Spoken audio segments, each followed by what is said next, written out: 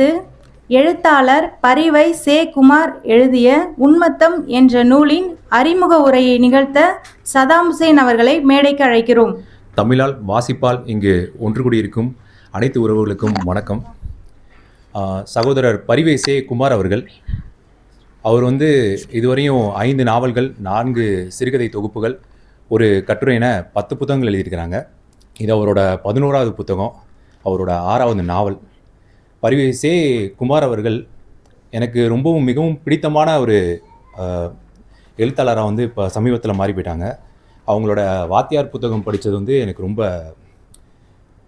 ரொம்ப எங்களோட சிவகங்கை மாவட்டத்தை, எங்களுடைய பக்கத்தில் இருக்க மாவட்டம், அதோட தொடர்ந்து அதோட மண்ணும் அதை சார்ந்த மக்களுடைய வாழ்க்கையும் அவர் பிரதிபலிக்கிற மாதிரி தான் அவரோட எழுத்துக்கள் தொடர்ந்து இருந்துக்கிட்டே இருக்குது. இப்போ இந்த உன்மத்தம் அப்படின்ற புத்தகமும் எப்படின்னு பார்த்தீங்கன்னா, அதே சிவகங்கை மாவட்டத்தில் வாழக்கூடிய ஒரு தெருக்கூத்து கலைஞரை பற்றின புத்தகம் தான். எப்பயுமே ஒரு அட்டைப்பக்கத்தை பார்த்து அதோட புத்தகத்தில் உன்மத்தம் புத்தகத்தை நான் அப்படி தான் இது ஒரு தெருக்கூத்து சம்மந்தமான புத்தகம் அப்படின்னு சொல்லிட்டு இதை வாசிப்போம் அப்படின்னு சொல்லிட்டு வச்சுட்டேன். தெருக்கூத்து பற்றி இன்றைக்கி இவ்வளோ டெக்னாலஜி வளர்ந்ததுக்கப்புறம் நம்ம அதை பற்றி தெரிஞ்சு நம்ம என்ன பண்ண போகிறோம் அப்படின்னு சொல்லிட்டு. ஆனால் பரிவை சே. குமார் அவர்கள் அவரோட வாத்தியார் படித்ததனுடைய தாக்கம் எனக்கு தொடர்ந்து இருந்துக்கிட்டே இருந்துச்சு. அவர் அவரோட கதையினுடைய தலைப்புகளுக்கே ஒரு 7 பேர் கொண்ட குழு எதுவும் வச்சுருப்பாரான்னு தெரில. அவர் ஒவ்வொரு தடவையும் அவரோட கதைகளை படித்து முடிக்கும் போது இதுக்கு பொருத்தமான தலைப்பு தான் இது அப்படின்னு சொல்லிட்டு நம்மளால் அதை ஏற்றுக்கிறக்கூடிய மாதிரி தான் இருக்கும். அப்போ இந்த உன்மத்தம்ன்ற தலைப்பை தேடி பார்க்கும்போது அதுக்கு ஒரு பித்து பிடித்த நிலை, இல்லைன்னா ரொம்ப அதில் ஒரு எக்ஸ்ட்ரீமாக போயிட்டாங்க அப்படின்ற மாதிரியான ஒரு அர்த்தத்தை நான் நெட்டில் தேடி பார்க்கும்போது பார்த்தேன். அப்போ எப்படியும் இவரோட அந்த எழுத்துக்கள் இந்த புத்தகத்தையும் வாசிப்போம். இவர் எப்படியும் நம்மளோட எப்பயுமே எந்த புத்தகமே நேரத்தை வீணடிக்க போகிறது கிடையாது. ஏதாவது ஒரு பயனுள்ள தகவலை நமக்கு தந்துக்கிட்டு தான் இருக்கும். ஸோ அப்படி இருக்கும்போது இதை படிப்போம் அப்படின்னு சொல்லிட்டு தான் ஆரம்பித்தேன். ஒரு 24 பக்கம் படிக்கும்போதே அது எப்பயும் ஒரு இந்த எழுத்தாளர் எப்பயும் அவரோட எளிமையான எதுவுமே எப்படி சொல்கிறது, அதாவது அந்த வர்ணனைகள் இதெல்லாம் அவரோட எழுத்தில் கிடையவே கிடையாது. அந்த மக்களை அப்படியே பிரதிபலிப்பார்.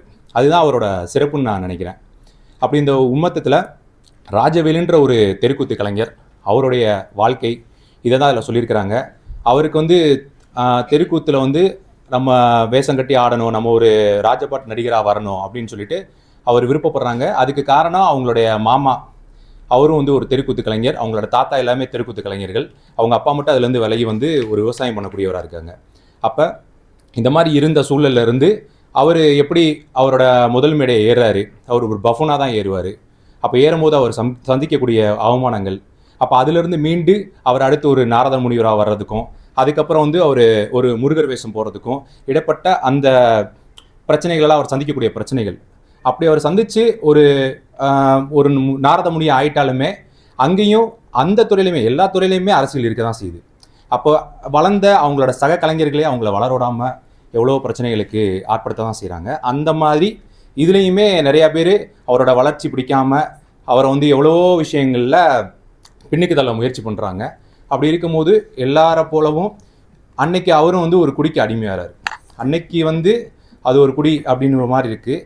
இன்றைக்கி அதோடைய எவால்யூஷனாக தான் ஒரு டிரான்ஸ்ஃபர்மேஷனாக இன்றைக்கி சோசியல் ட்ரிங்கிங் அப்படின்னு சொல்லிட்டு ஒரு ஹேபிட் எல்லாத்தையுமே உருவாக்கிருச்சு. இப்போ அதிலிருந்து இவர் குடி அவரை முழுமையாக ஆட்கொண்டாலும் கூட அவருடைய கலை, அது மேலே இருந்த ஆர்வம் அதுலேருந்து அவரை மீட்டெடுக்குது.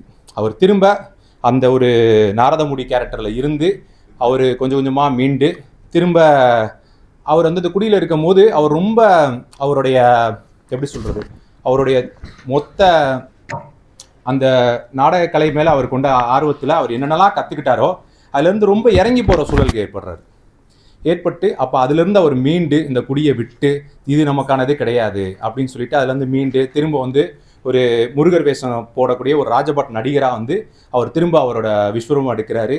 அதுலேருந்து ஜெயிச்சு வெற்றி பெற்று வராரு. அப்படி வந்தாலும் இப்போ அதுதான் கதையா அப்படின்னு சொன்னால் அதுவும் கிடையாது. இப்போ இவங்களை பார்த்து இவங்க பையனும் கூத்தில் ஒரு பெரிய கலைஞராக மாறிடுவார். இப்போ இவர் எப்படி குடியை விட்டுருப்பாருன்னா, முத்தப்பான்னு சொல்லிட்டு அவருடைய ஒரு சீனியர் நாடக கலைஞர் குடியினால் இறந்து போவாங்க. அப்போ அதை பார்த்து அதுலேருந்து மீண்டு வருவாங்க. அடுத்து இவங்க பையன் வந்து வேஷம் கட்டி போகும்போது ஒரு விபத்தில் வந்து தவறி போயிடுவாங்க. இப்படியெல்லாம் ஒவ்வொன்றா நடக்கும், ஒவ்வொரு சம்பவங்களாக நடக்கும். இவர் வந்து இப்போ பெரிதும் நேசித்த அந்த கலையை விட்டு விலகி இருக்கக்கூடிய சந்தர்ப்பம் வரும். அவரோட மகனுடைய இழப்புக்கு பின்னாடி அவர் வந்து கோயிலில் சத்தியம் பண்ணிவிட்டு, இனிமே இந்த கூத்து கலந்து நாங்கள் யாருமே எங்கள் பரம்பரையில் கட்ட மாட்டோம் அப்படின்னு சொல்லிட்டு, எப்படி ஒரு பெரிதுமாக நேசித்த ஒரு கலையை அந்த மனுஷன் தொடர்ந்து நேசித்து செஞ்ச வேலையை அவர் வந்து விட்டுட்டு வருவார்.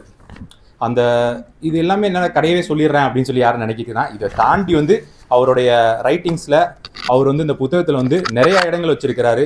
அவங்களுடைய அந்த மண்ணோட சொற்கள், அவங்க பயன்படுத்தக்கூடிய பேச்சுகள், இதெல்லாம் வந்து எல்லாத்தையுமே அதில் கரெக்டாக, அதாவது எப்பயுமே போயிட்டு வர அதே சிவகங்கை மாவட்டம், அதே கல்லல், அதே தேவக்கோட்டைனாலுமே இவர் வந்து இப்போ ஒரு 4 நாளாக என்னை ரொம்ப அதுக்குள்ளே கூட்டிகிட்டு போயிட்டு வந்துக்கிட்டு இருக்கிறாரு.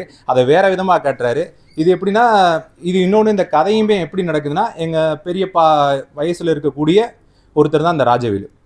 அப்போ அவரோட பையன் வந்து என்னுடைய ஒரு மூத்த சகோதரர், அந்த மாதிரி இருக்கக்கூடிய ஒரு வயதினர் தான். அப்படின்னும் போது இது சககாலமாக வந்துக்கிட்டே இருக்குது. இதில் ஒரு இடத்துல வந்து அவர் வந்து எப்படின்னா, அது ஒரு ஃப்ளாஷ்பேக் மாதிரி தான் போயிட்டு வந்துக்கிட்டே இருக்கும். அவர் வந்து தனிமையில் இருப்பார். அவங்க மனைவியினுடைய இறப்புக்கு முன்னாடி தனிமையில் இருப்பார்.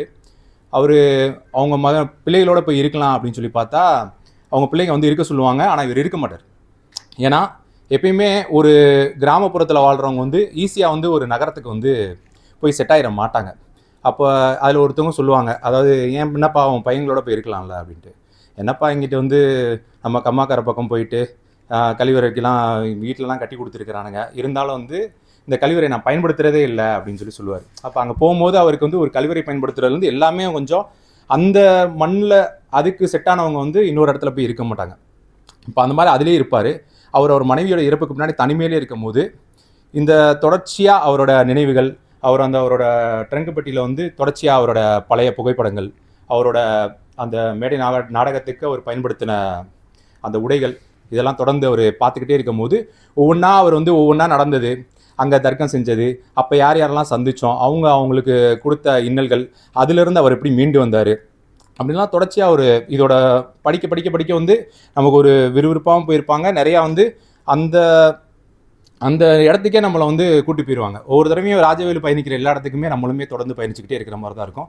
இப்படி அவர் வந்து பெரிதும் நேசிக்கிற கூத்துக்கலை வந்து ஒரு கட்டத்தில் என்ன ஆகும் அப்படின்னு சொல்லி பார்த்தீங்கன்னா, அவர் தனியாக இருக்கிறதுனால அவருக்கு ரொம்ப அதை வேஷம் திரும்ப கட்டணுன்ற ஒரு ஆர்வத்துக்கு போய் அவர் என்ன பண்ணுவார்னா, தனியாக வேஷம் கட்டி பார்ப்பார். நைட்டில் அவர் வந்து கூத்து கட்டி அவர் ஆடும்போது என்னென்னா, இவரை பார்த்து கைத்தட்டி ரசித்த அவருடைய உறவுகளே, அவரோட பிள்ளைகளே கடைசி என்ன சொல்லிடுவாங்கன்னா, ஏன் பைத்தியம் மாதிரி இப்படி தனியாக பண்ணுறாருன்ற மாதிரி ஒரு கட்டத்துக்கு போயிடுவாங்க. அப்படி போகும்போது அவர் அதை தான் வந்து ஒரு உண்மத்த நிலை அப்படின்னு சொல்கிறாங்க. ஒரு பைத்தியம் பிடிச்ச மாதிரி அவர் வந்து என்னன்னா, அதை விட்டு விலக முடியாமல் தன்னோட கடைசி காலத்தில் அந்த ஒரு தனிமையில் அவர் ஒரு உண்மத்த நிலைக்கு போயிட்டு கடைசி அவர் வந்து எங்கேயோ போயிடுற மாதிரி நிறைவு செய்வாங்க. ஆனால் வந்து நான் இந்த கதையை படிக்கும் போது ராஜவேலு வந்து ஒரு உண்மத்த நிலையில் இருந்த மாதிரி தெரியலை. அவரை பார்த்து ரசித்த அவங்க பிள்ளைங்களே வந்து கடைசி வந்து அவரை பைத்தியன்ற அளவுக்கு போய் சொல்லும் போதுன்னா, அந்த பிள்ளைங்க, அந்த ஊர் தான் வந்து ஒரு உண்மத்த மனநிலையில் இருந்த மாதிரி எனக்கு தோணுச்சு. நேரம் கருதி நான் சீக்கிரம் முடிச்சுக்கலான்னு பார்க்குறேன்.